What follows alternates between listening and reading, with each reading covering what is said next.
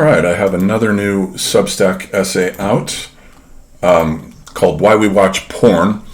I thought it was time I wrote something about sex, since it's pretty much my favorite thing. And it's a structural feature of hypermodernity. It's absolutely part of it. I know that it was born in postmodernity, but hypermodernity domesticated it and made it easily available and democratized it, basically. Whereas back in the days of postmodernity, you had to go into seedy porn shops that you felt embarrassed to be in. You would buy the quickest DVD you could, or whatever magazine. Don't look the clerk in the eye. The internet has changed all of that. So the question now isn't who's watching porn, because we know that everyone is as a result of this transformation. So that old hypocrisy can go away now. Everyone watches porn. I've never dated a woman who didn't. It's not just perverted men and incels. Everyone does. The question now is, and here's what interests me about this, is the semiotics of the preferences, because I've noticed everyone has different preferences for what they like to watch, and that interests me because there's a hidden semiotic behind each person's different preferences. So I sort of want to, in this essay, investigate the hidden semiotics behind preferences for particular acts. Why does this person like doggy style? Why does that person prefer women with big tits, and so forth? So I want to look at the unconscious assumptions that are behind all of that, and also this essay elaborates the idea that there is a kind of in sex, during sex, a species unconscious is activated that creates a cartography, a kind of species map of hidden desires, resentments, and power struggles between the sexes.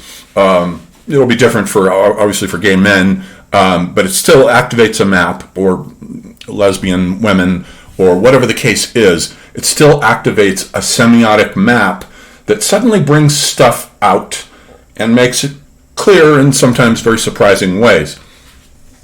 So what I'll do here is just read the first couple of paragraphs, give you a teaser, and then if you want the rest of the essay, it's just $5 a month or $80 a year. So in a way, I'm picking up here from where I left off with the last essay on the incarnation of the soul. Now, as we come down to the earthly plane, we are incarnate in a physical body. So what do we do with this body? Naturally, we have sex, as pretty much everything alive does. But human sexuality differs from all other forms of sex on this planet in that, for humans, everything means something. Everything signifies, including sex. These sculpted relief images can be found on the walls of Hindu temples in a place in North India named Khajuraho. The temples were built between 885 and 1050 AD during the Chandela dynasty. The site once had 85 temples, but the incoming iconoclastic fury of Islam collided with it, and now only about 25 remain. Darn, we lost a lot of good porn art. The temples are monuments to the gods Vishnu and Shiva. They are cosmic mountains wherein, like ancient ziggurats, the god descends from the mountaintop down into his cave where he appears on the physical plane in his full avataric incarnation. And here's the diagram that shows one of the temples, which is meant to represent a cosmic mountain with the god Vishnu or Shiva. Shiva is a mountain god in particular, descending down through the center into the cave below. And of course, the whole exterior facade, and especially the tip, is meant to be Shiva's penis, which is called a lingam, and the cave is meant to be his consort Parvati's vagina. And then so he descends, and then the relief work, and then there's only about 10% of this art that has these erotic sculptures.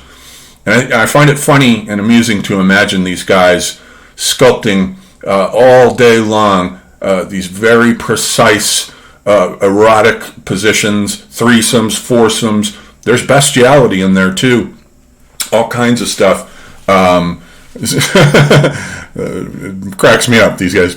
So on the physical plane, the one breaks into pairs of opposites then, and the god is surrounded by people having sex. So the reliefs are located on the lower panels here, as the god sort of comes down to the earthly plane, as we have just done from the earlier essay here.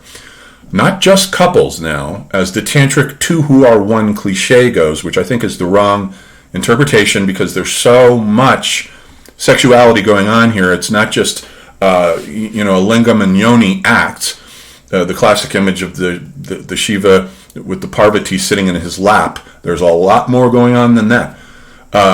Orgies, masturbation, bestiality, etc., and from every conceivable angle and position. It is a form of porn, but not secular porn.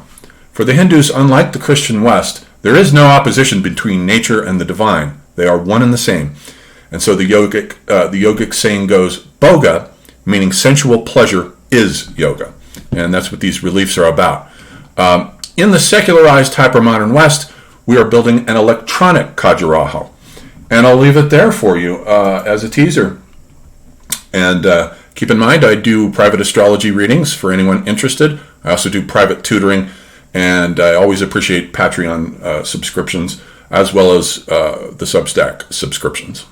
Thank you.